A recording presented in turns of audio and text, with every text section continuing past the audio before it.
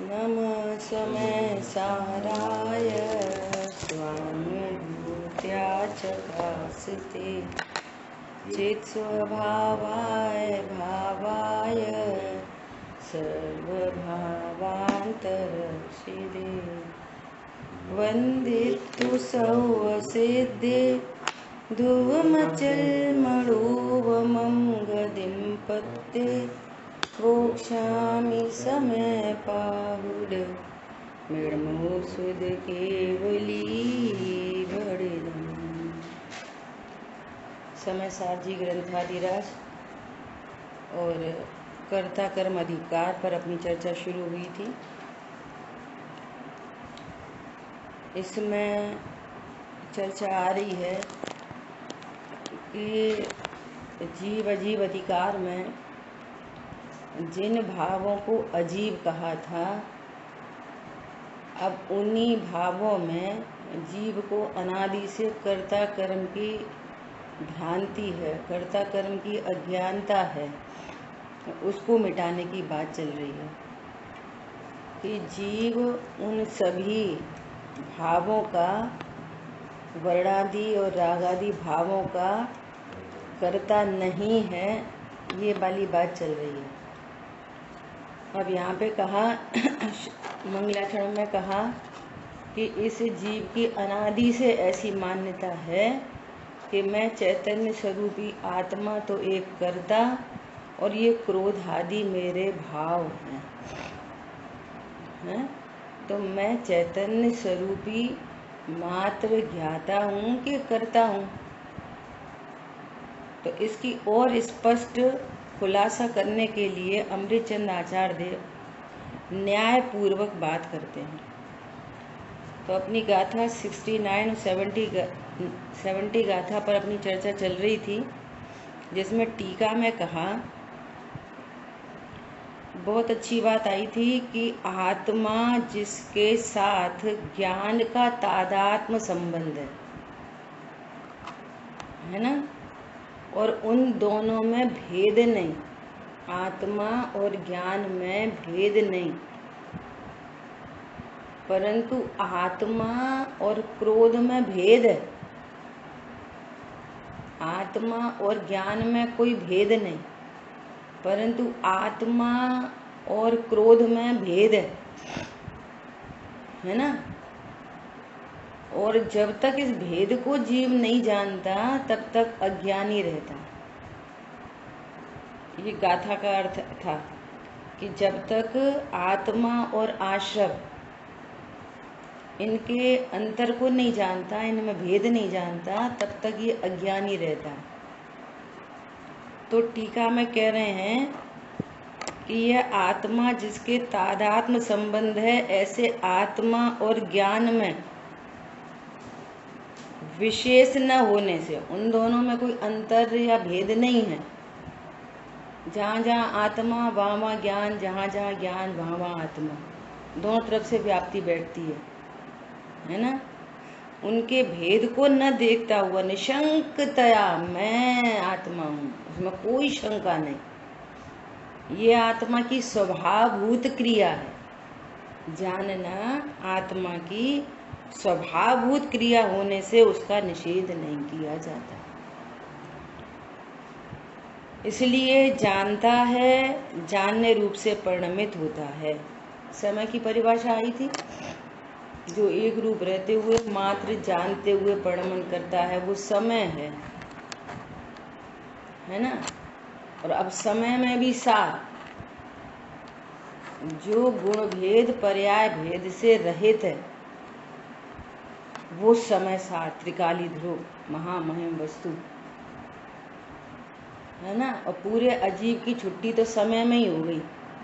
द्रव्य कर्म, भाव कर्म, नो कर्म से रहित मात्र जानते हुए परिणमन करता है, सो समय। और समय सार और त्रिकाली ध्रुव, जो जानता भी नहीं, जो परम निष्क्रिय पदार्थ है, जानने का कार्य पर्याय में है ना। तो क्या कह रहे हैं, जो जानने रूप से परिणमित होता है। इसी प्रकार जब तक यह आत्मा जिन्हें संयोग सिद्ध संबंध है, या क्रोध की मुख्यता से बात कर रहे हैं, है ना। जिन्हें संयोग सिद्ध संबंध है, किस किस का संयोग संबंध है? शरीर, देखो जो पृथक हैं वे चेतन अचेतन पदार्थ वे तो पृथक हैं, उनका दूध पानी की तरह मिला हुआ संबंध नहीं है, वे तो पृथक हैं। एक शरीर, कर्म और कषाय, क्रोध आदि हैं, तो इनके साथ कैसा संबंध है? संयोग सिद्ध संबंध है। ऐसे आत्मा और क्रोध आदि, आदि लिख रहे हैं ना, क्रोध आदि, क्रोध आदि में पूरे भाव कर्म तो गर्वित है ही है, और कर्म और शरीर भी गर्वित है, जिसकी चर्चा अभी अजीव अधिकार में हो गई, है ना। ये आश्रवों में भी अभी क्या बोल रहे हैं? अपने अज्ञान से, जब तक ये आत्मा क्रोधादि और आत्मा में अपने अज्ञान भाव से, तो पता ही नहीं है कि मैं तो ज्ञान स्वरूप हूँ और क्रोध आदि मेरा ही स्वरूप है, ऐसा अज्ञान भाव से विशेष न जानता हुआ, उनके भेद को न देखता हुआ, पूरा लॉजिक से सिद्ध कर दिया ना, क्रोध आदि जीव नहीं है, इनमें चैतन्यपना नहीं है, कर्म के उदय में होने वाले भाव हैं, ये परलक्षी परिणाम है, ये आत्मा के आश्रय से नहीं होते, है ना। ये जीव की सर्व अवस्थाओं में नहीं पाए जाते, सर्व अवस्थाओं में पाए जाए तो उसका स्वभाव जाना जाए, तो सर्व अवस्थाओं में नहीं है, घटते बढ़ते रहते हैं, कितने लॉजिक हो गए, है ना। तो क्या कह रहे हैं? अपने अज्ञान भाव से विशेष न जानता हुआ, उनके भेद को नहीं देखता, और भेद को नहीं देखता तब तक निशंकतया, कोई डाउट नहीं, मैं ही हूँ, मैंने ही किया है, इसका कर्ता मैं ही हूँ। और दूसरे को भी ऐसी देखना, अपने को देखते ऐसी सबको देखते, मैंने ही क्रोध किया है, फिर क्रोध बुरा है, और क्रोध से अभेद करके मैं कितना खराब हूँ, है ना। मंद कषाय रूप परिणाम दया दान का परिणाम मैं नहीं किया है, वो परिणाम कितना अच्छा है, और उससे अभेद करके मैं कितना अच्छा हूँ, ऐसे नए राग द्वेष उत्पन्न होते हैं। क्रोध आदि को अज्ञान भाव से आत्मा और आश्रम में भेद न जानता हुआ, क्रोध आदि में निशंकपने प्रवर्तिता है, और निशंकपने प्रवर्तन होने के कारण नए राग द्वेष उत्पन्न होते हैं। ऐसा यद्यपि, क्या बोल रहे हैं? यद्यपि क्रोधादि क्रिया का परभावभूत होने से निषेध किया गया है। ओहो, यद्यपि क्रोधादि क्या है? परभाव क्रिया है, मेरी क्रिया नहीं है ये। भेद से कहो तो मात्र जानना मेरी क्रिया है, मेरी स्वभावभूत क्रिया क्या है? नेचुरल क्रिया क्या है मेरी? मात्र जानना। लेकिन ये क्रोध आदि तो परभावभूत क्रिया है। जब क्रोध उत्पन्न हुआ तब नियम से द्रव्य कर्म का उदय है। जब क्रोध हुआ नियम से परलक्ष्य, ज्ञान में परलक्ष्य नियम से, और परलक्ष्य होगा तो क्रोध आदि उत्पन्न होंगे ही होंगे, और जब क्रोध आदि उत्पन्न होंगे तो वहां द्रव्य कर्म का उदय रहेगा ही रहेगा। ये तीनों चीजें। अब जब ज्ञान स्वभाव का लक्ष्य करेगा, मैं ज्ञाता हूं ऐसा ऐसा निर्णय अनुभव करेगा, क्रोध आदि उत्पन्न नहीं होंगे, और द्रव्य कर्म का उदय जबरदस्ती क्रोध नहीं उत्पन्न करा देगा, वो निर्जरित हो जाएगा, बिना फल दिए वो निर्जरित हो जाएगा। फिर से जब क्रोध आदि उत्पन्न होंगे नियम से ज्ञान में परलक्ष्य होएगा और उस समय द्रव्य कर्म का उदय जरूर होगा। तो क्या कह रहे हैं, ये परभावभूत क्रिया है, ये है ना। और जब ज्ञान में स्वलक्ष्य होएगा और ज्ञान कह रहा है मैं मात्र ज्ञाता हूं, तो ये उसकी स्वभावभूत क्रिया हो गई, है ना। और क्रोध उत्पन्न नहीं होगा और द्रव्य कर्म जबरदस्ती नहीं करा देगा क्रोध, वो निर्जरित हो जाएगा। अरे बात समझ में।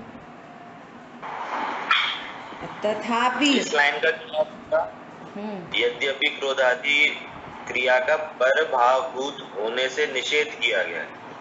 हाँ, कह रहे हैं, और आगे की लाइन से क्लियर होएगा। यहाँ पर ऊपर देखो, ऊपर से कनेक्ट करो, क्या कह रहे हैं,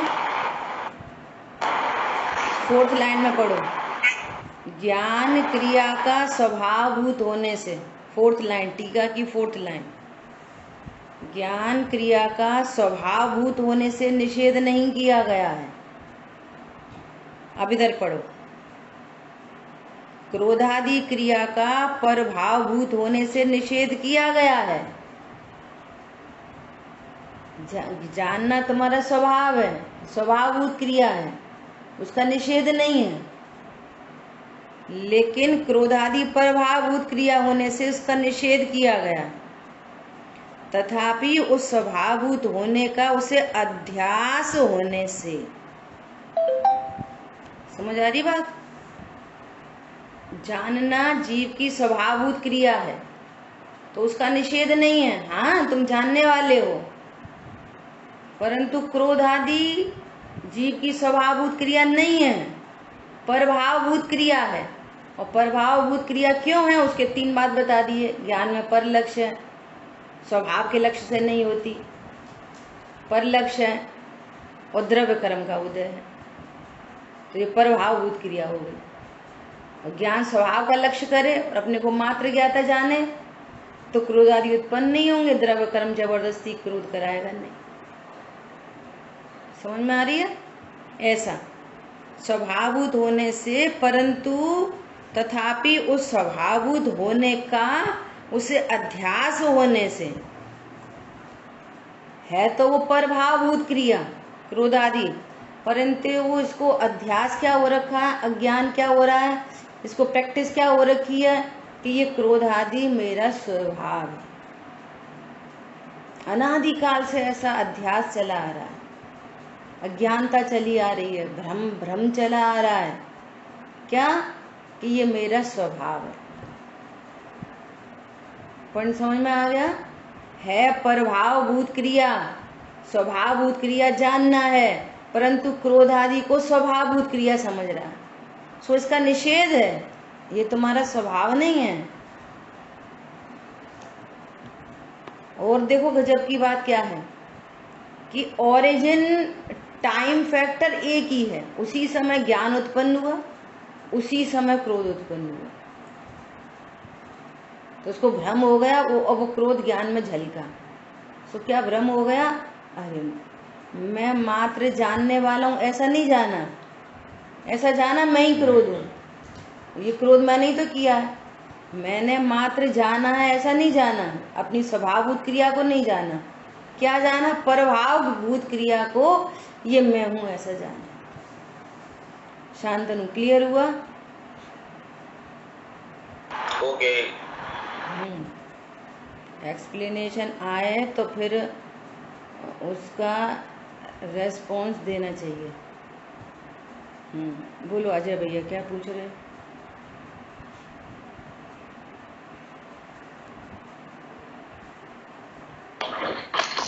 या अध्यास का जो शब्द लिखा है वो उससे रिलेट नहीं हो रहा प्रॉपर। अध्यास मतलब अज्ञान होने से, भ्रांति होने से, उसी की प्रैक्टिस है अनादिकाल से, कि मैं क्रोध हूँ, मैं क्रोध का करता हूँ।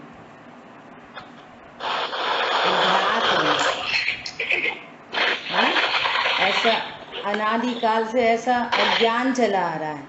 क्या? इसको वहां से रिलेट करो, मंगलाचरण से। मैं चैतन्य स्वरूप भगवान आत्मा एक कर्ता और क्रोध आदि मेरे कर्म, ऐसा अनादिकाल से अज्ञान है, ऐसे अनादिकाल से भ्रांति है, ऐसी अनादिकाल से प्रैक्टिस हो रही है। हाँ जी,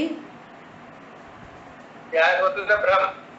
हाँ, भ्रम, भ्रम कहो। जहाँ भ्रम है वहाँ अज्ञान है, रॉन्ग प्रैक्टिस है, रॉन्ग प्रैक्टिस।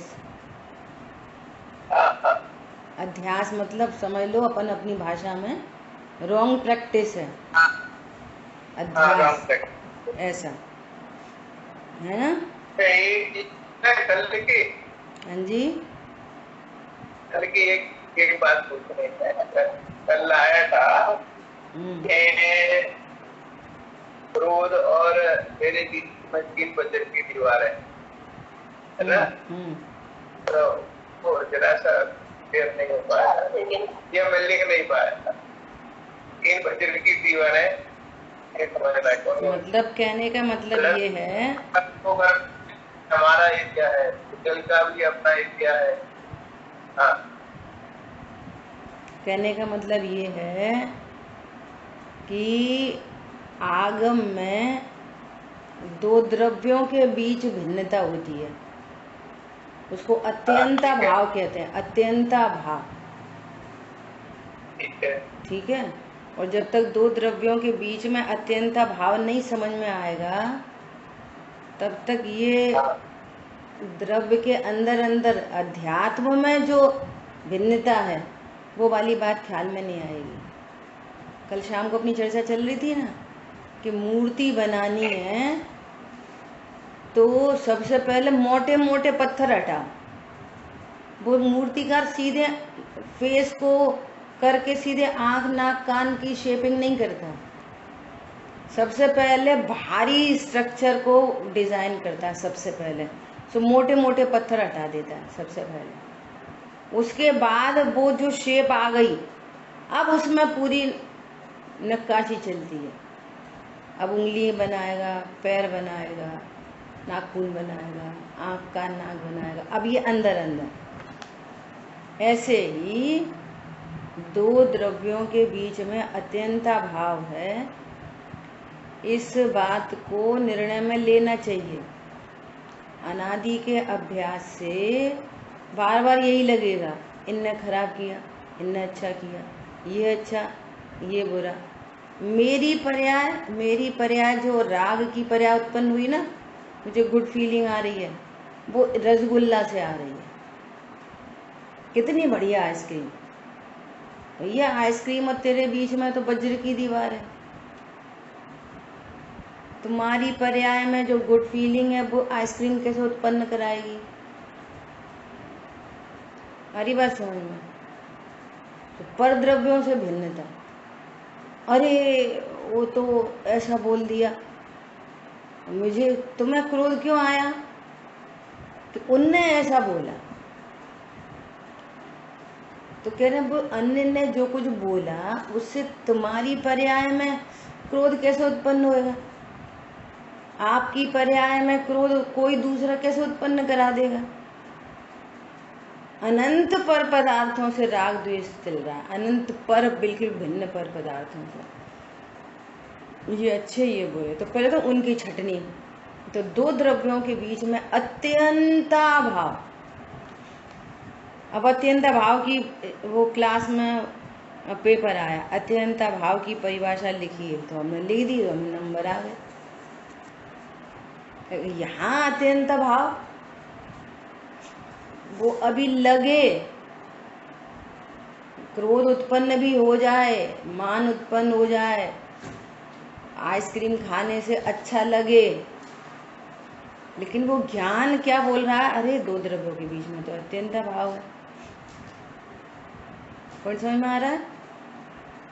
तो आपने आगम के अनुसार चलना शुरू किया, नहीं तो कुछ नहीं। अभी भी भैया केला मीठा कैसे हो गया? अरे क्योंकि मिश्री रखी थी। तो कोई नहीं मानेगा कि मिश्री से कोई केला मीठा होता है। अरे ये आम हरा था, खट्टा एकदम, ये कैसे मीठा हो गया? अरे इसके बगल में केला रखा था। तो हम तुरंत बोलेंगे नहीं, आम अपने में परिणमित हो रहा है, केला अपने में परिणमित हो रहा है, मिश्री अपने में। कोई एक दूसरे को कुछ नहीं कर रहा। क्यों नहीं कर रहा? दो द्रव्यों के बीच में अत्यंता भाव है।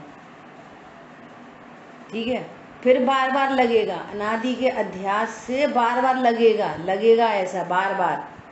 परंतु ये ज्ञान अलर्ट हो गया, मुझे भले लग रहा है ये भ्रम है। इस समय कर्म द्रव्य कर्म का उदय है, मेरी पर्याय में ऐसी योग्यता है, मुझे नवीन बंधन होना है, ऐसे बराबर निर्णय करें। और जब ज्ञान अलर्ट हो जाएगा ना, तो पर को दोष देने की वृत्ति खत्म हो जाएगी, पर को बिगाड़ने सुधारने की वृत्ति खत्म हो जाएगी, है ना। फिर भी राग में ये काम होता चलेगा तो भी ज्ञान अलर्ट बना रहेगा। ठीक है, तो ये दुरुद्र। अब अध्यात्म में दो तत्वों के बीच में भिन्नता है, दो तत्वों के बीच में भिन्नता है, उसको बोलते हैं अतद भाव। क्या?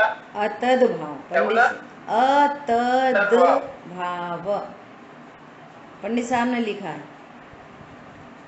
जो भिन्न चतुष्ट वाले हैं, अत्यंता भाव सदा उनमें।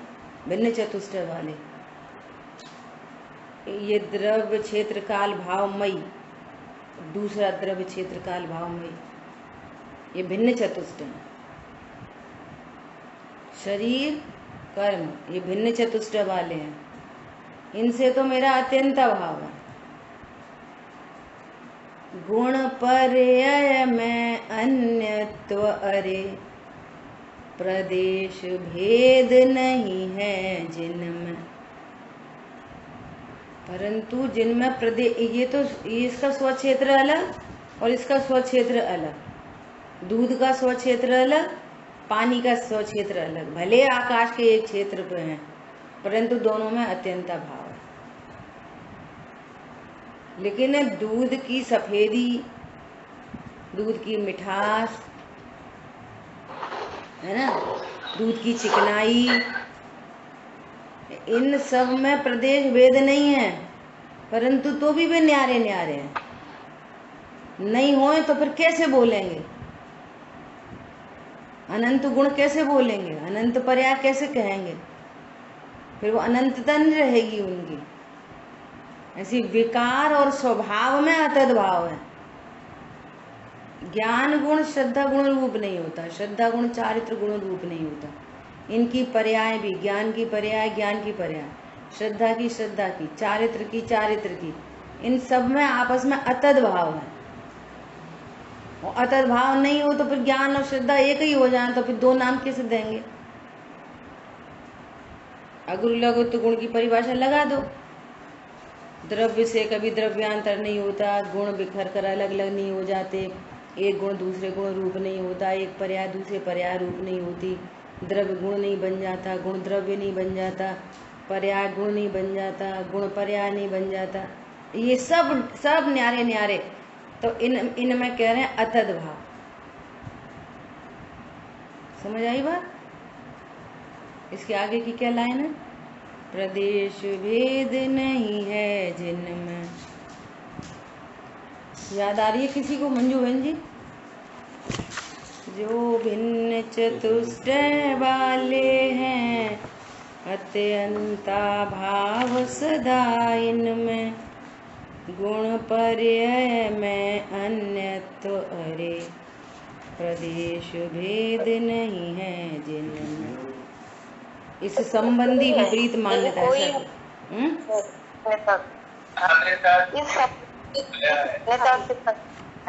हाँ, इस संबंधी विपरीत मान्यता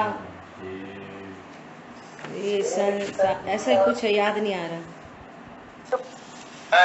अन्यत भावना, हाँ, इस संबंधी विपरीत मान्यता से संसार बढ़ाया है। अन्यत भावना में 12 भावना में पंडित साहब की निज तत्व समझ में आने से समरस निज में ही पाया है।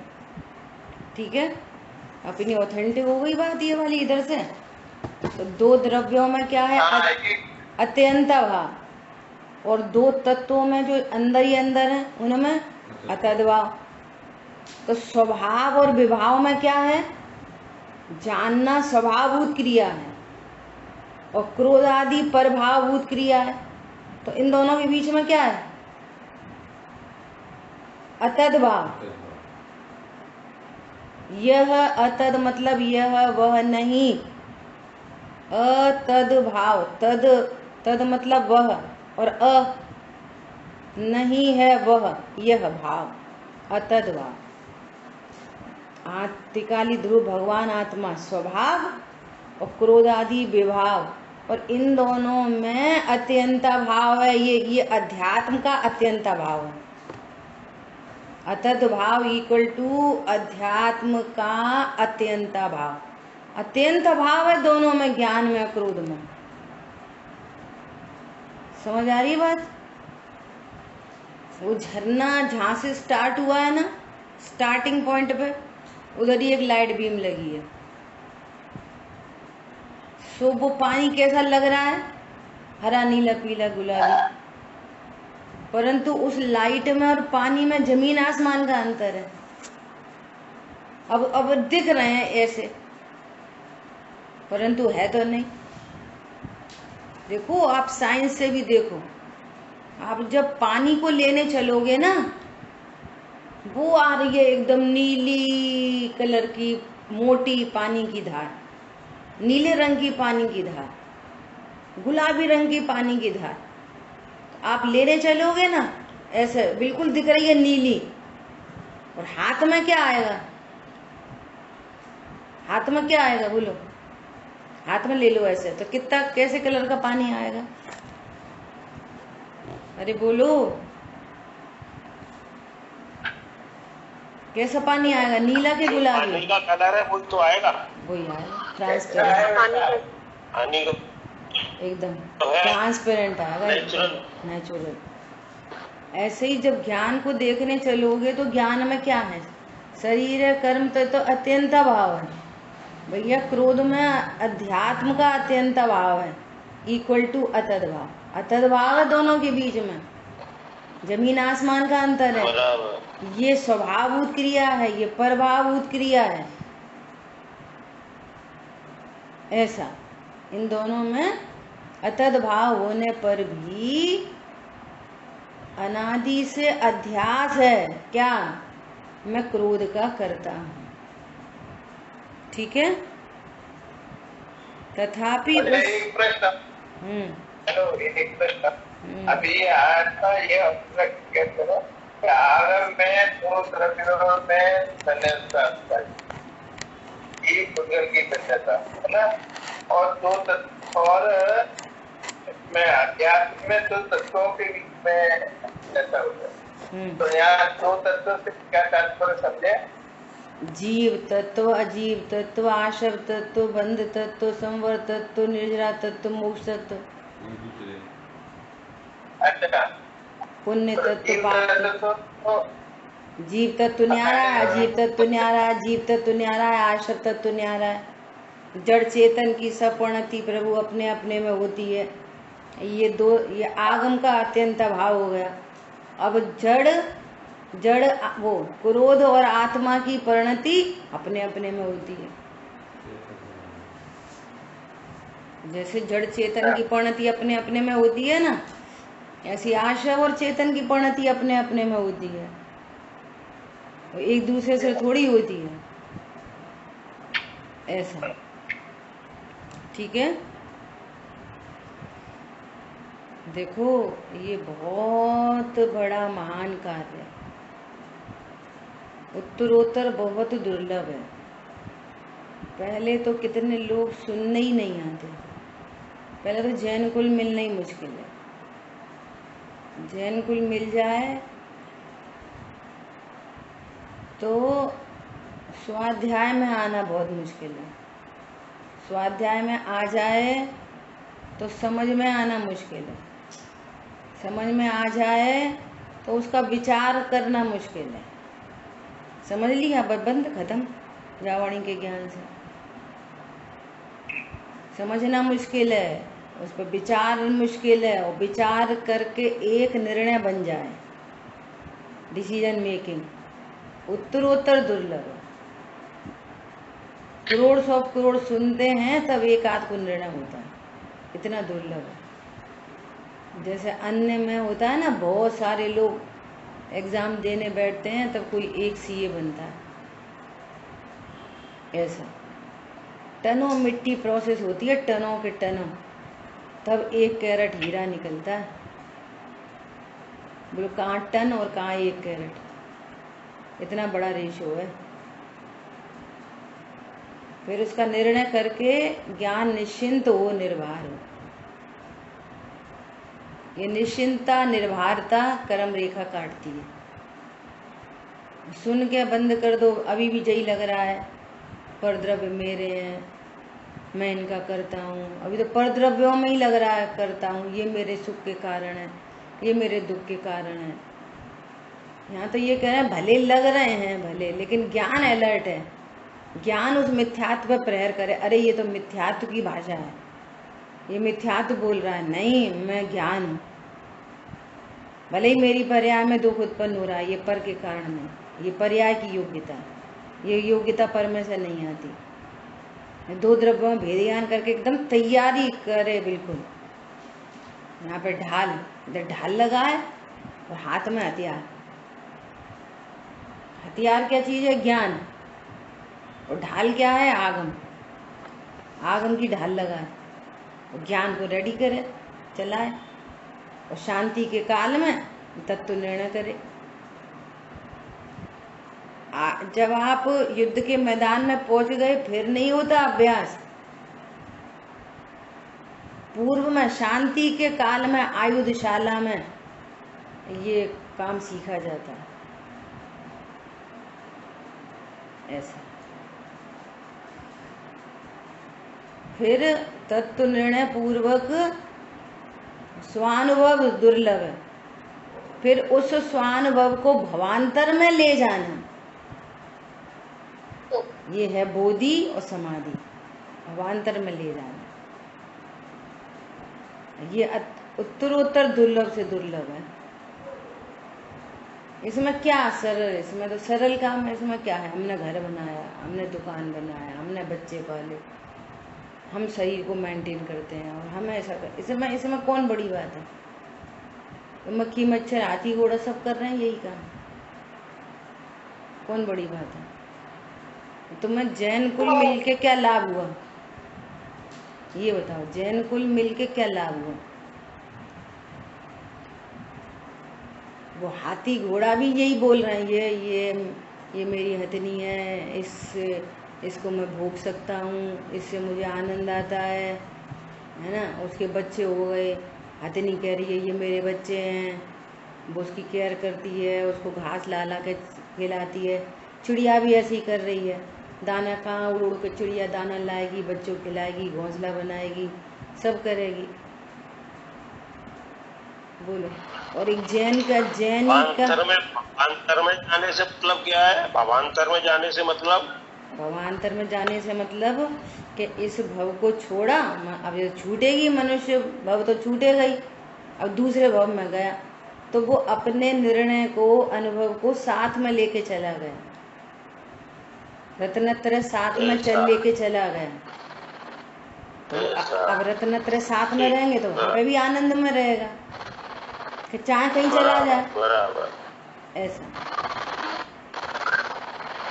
ठीक है ना।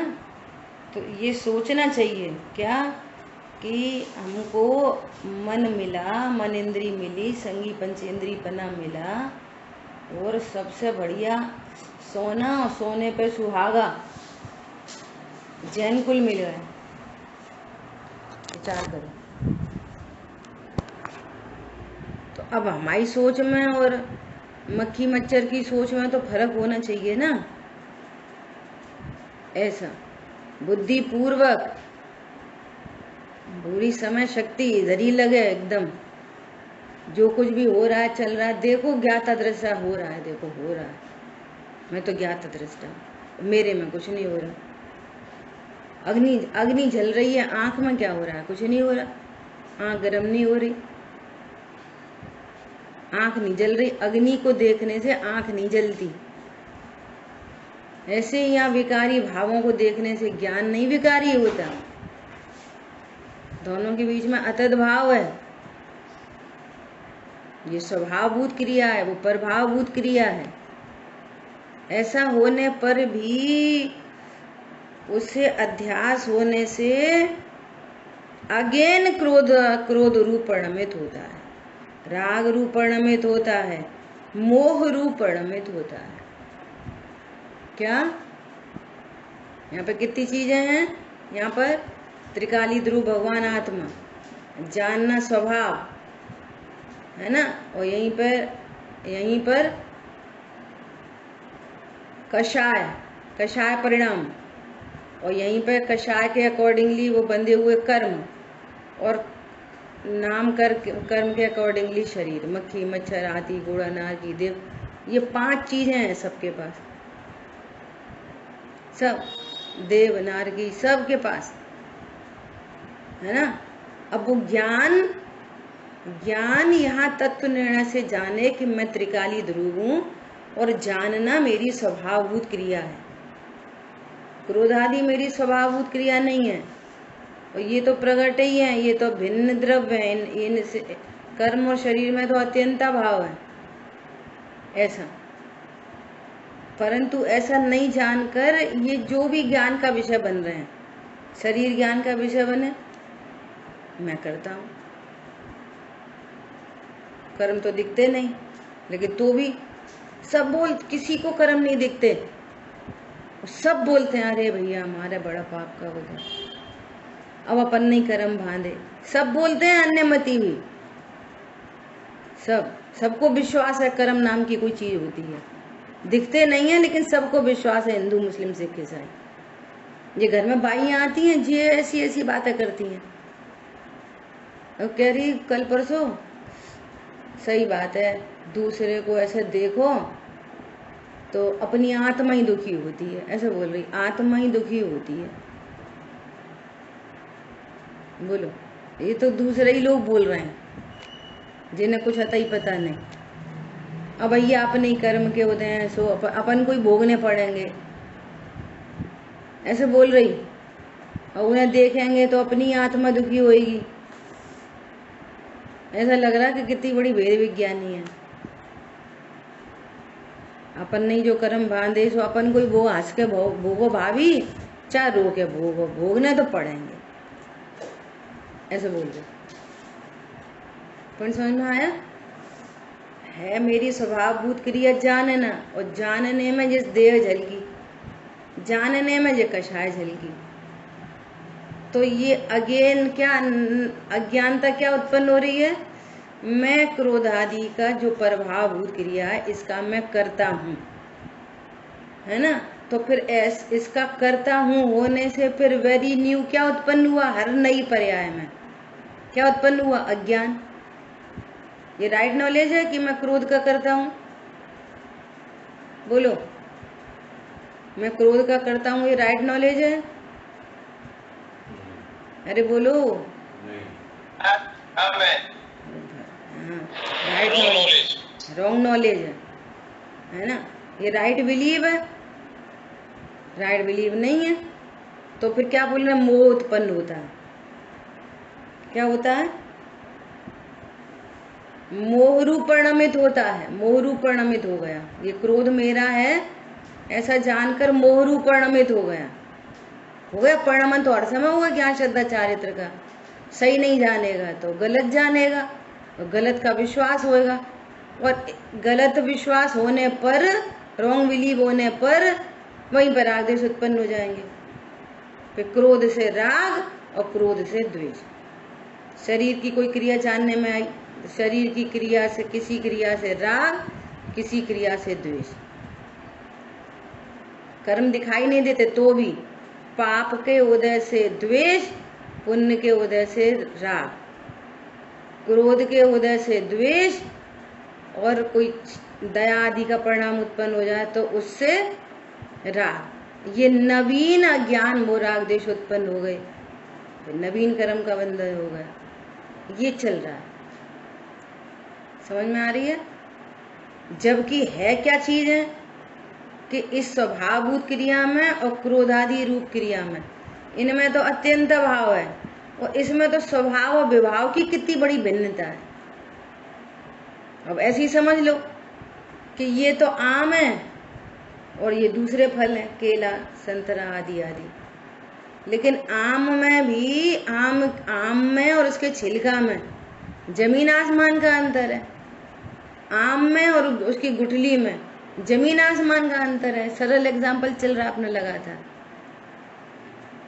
बोलो, एक ही जगह होने पर छिलका ही आम है क्या, गुठली ही आम है क्या?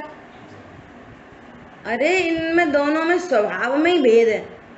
छिलका कड़वा कड़वा होता है, आम मीठा होता है।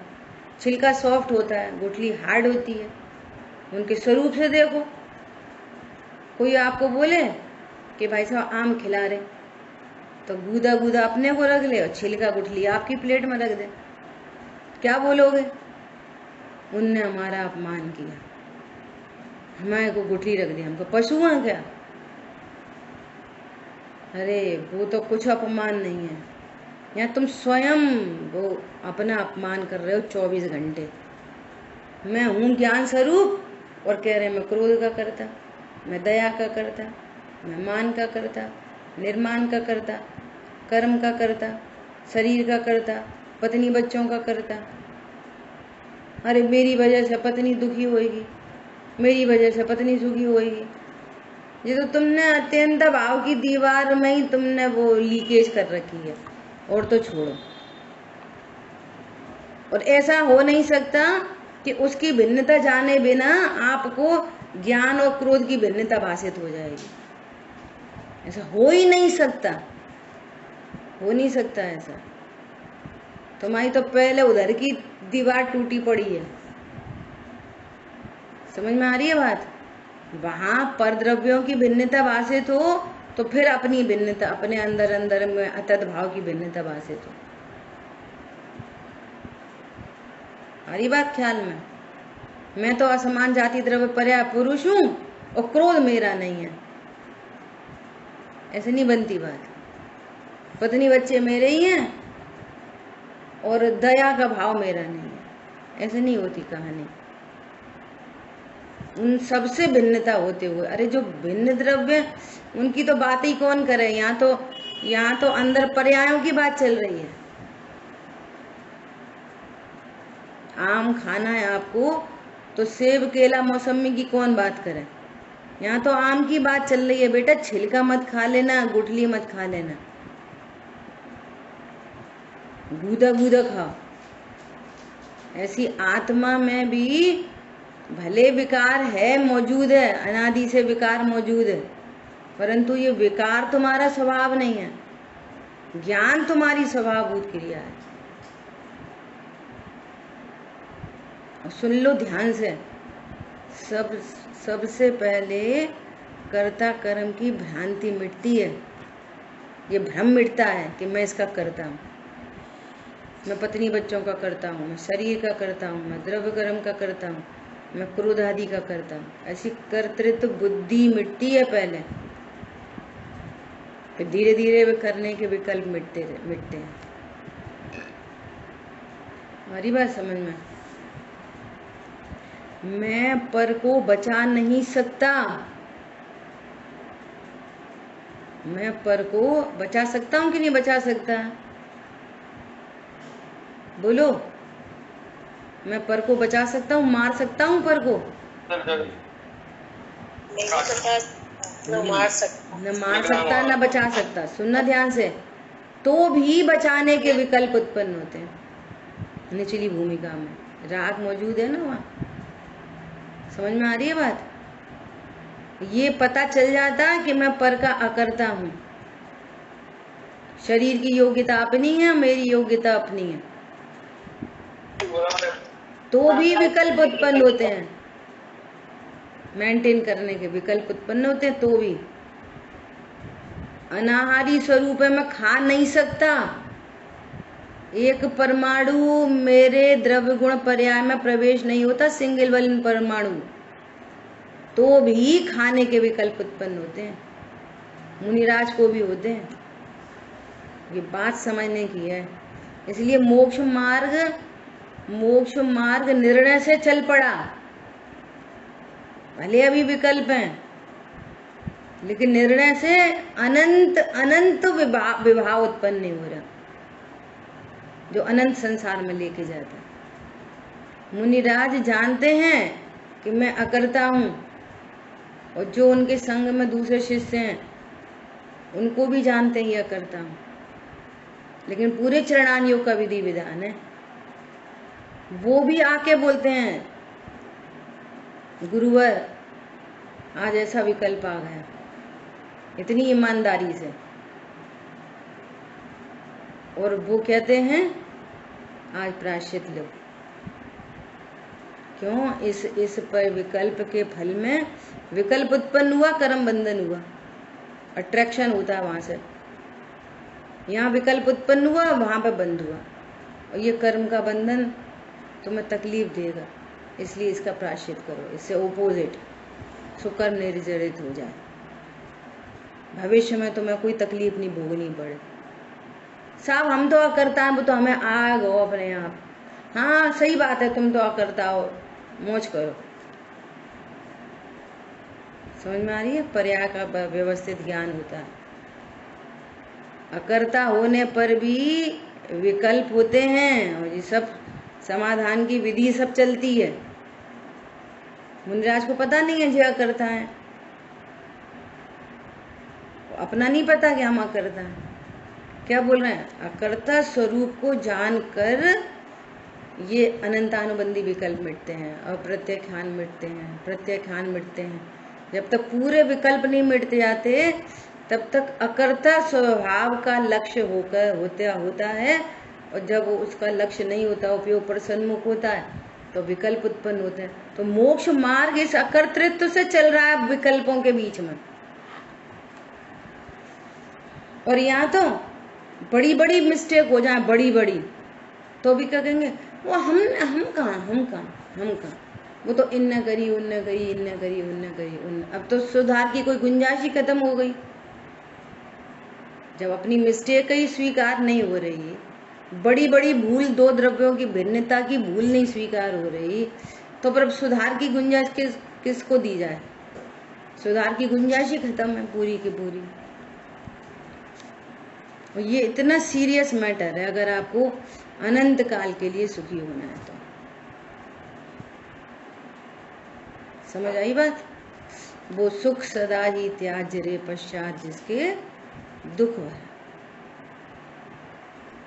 ठीक है, आज अपनी इतनी चर्चा हुई, इसको समझना कि स्वभावभूत होने का उसे अध्यास है क्रोध आदि के साथ। तो फिर क्या होता है? अध्यास होने के कारण मोहरूपणमन हो गया, रॉन्ग नॉलेज, रॉन्ग बिलीव, और रॉन्ग नॉलेज रॉन्ग बिलीव हुई तो फिर नया क्रोध उत्पन्न हो जाता है, राग उत्पन्न हो जाता है, द्वेष उत्पन्न हो जाता है, हो ही जाता है वो तो। ठीक है, फिर नए द्रव्य कर्मों का संचय हो जाता है। बस आगे बहुत इंपॉर्टेंट चर्चा है, बहुत शांति से करने लायक चर्चा है। ठीक है, इसकी चर्चा कल करेंगे। एक बात पूछ रही थी। हाँ, पर्याय में ना, वो तो पर्याय बंद होके चली गई, फिर उससे निर्जरा कैसे होगी? किस उसका तो पर्याय? उसी समय बंद हो गया। तो भी विकल्प हुआ ना, उस समय बंद हो गया। अभी मुनिराज का एग्जाम्पल दिया आपने, फिर प्रायश्चित से उस पर्याय का तो निर्जरा नहीं हो सकती।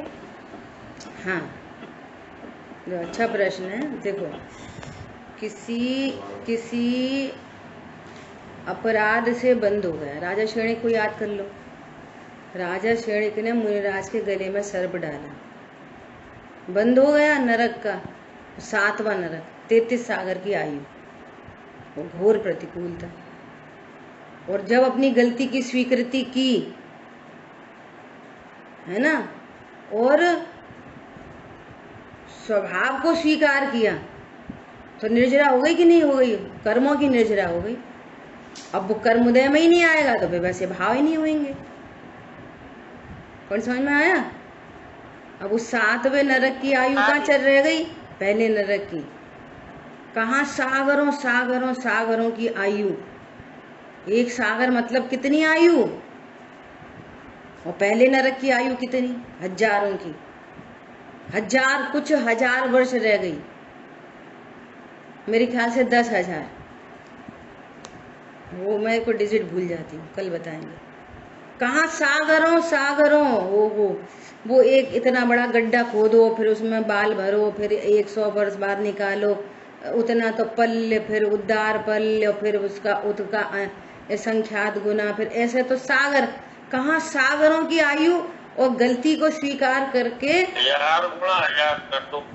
हाँ, गलती को स्वीकार किया और स्वभाव सन्मुख हुए तो कर्म की निर्जरा हुआ। ऐसा ठीक है। जिन वाणी के ज्ञान से सूझे लोकालोक, सो वाणी मस्तक नमो सदा दे तुम।